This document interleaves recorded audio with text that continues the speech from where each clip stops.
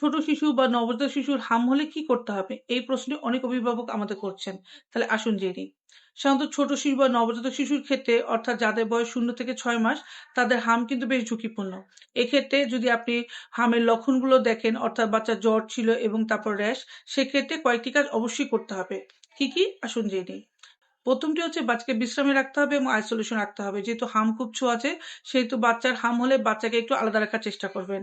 কারণ অন্যান্য সংস্পর্শে আসলে তাদেরও হাম হতে পারে। দ্বিতীয়ত বাচ্চাকে আপনি বারবার ব্রেস্ট ফিডিং করাবেন। যদি বাচ্চা ব্রেস্ট ফিড করে, বাচ্চা যদি ফর্মুলা দুধ খায় সেক্ষেত্রে বারবার ফর্মুলা দুধটি খাওয়াবেন। তৃতীয়ত বাচ্চাকে পরিষ্কার-পরিচ্ছন্ন রাখবেন। বাচ্চাকে নিয়মিত গোসল করাবেন। বাচ্চার নাক, মুখ, চোখ এগুলো অবশ্যই সুতির পরিষ্কার কাপড় দিয়ে বারবার মুছে পরিষ্কার রাখবেন। চতুর্থ, বাচ্চার যেহেতু জ্বর থাকে, বাচ্চার বয়স অনুযায়ী ডাক্তারের পরামর্শ অনুযায়ী বাচ্চাকে প্যারাসিটামল ড্রপটি খাওয়াবেন এবং গা হাত পা কুসুম গরম পানি দিয়ে মুছে দিবেন জ্বর বেশি হলে। আর আরেকটি সবচেয়ে গুরুত্বপূর্ণ যেটা, বাচ্চার হাম যদি মনে করেন সেক্ষেত্রে ডাক্তারের পরামর্শ অনুযায়ী অবশ্যই ভিটামিন এ ক্যাপসুলটি খাওয়াবেন। তারপর আমি বলে নিই, যেহেতু আমরা এখানে ৬ মাস বয়স পর্যন্ত আলোচনা করছি, বাচ্চাকে ১ম দিন ৫০,০০০ ইন্টারন্যাশনাল ইউনিট একটি ক্যাপসুল খাওয়াবেন।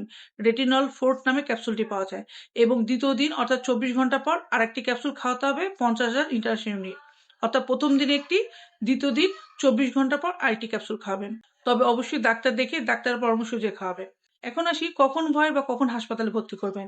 যদি দেখা যায় বাচ্চা একদম নিস্তেজ হয়ে পড়ছে, বাচ্চা খাওয়া-দাওয়া একদম বন্ধ করে দিয়েছে, একদমই খাচ্ছে না, অথবা দেখা যায় বাচ্চার শ্বাসকষ্ট হচ্ছে অর্থাৎ নিউমোনিয়ার মতো মনে হচ্ছে, বাচ্চার ডায়রিয়া হচ্ছে, তাহলে দ্রুত হাসপাতালে ভর্তি করতে হবে।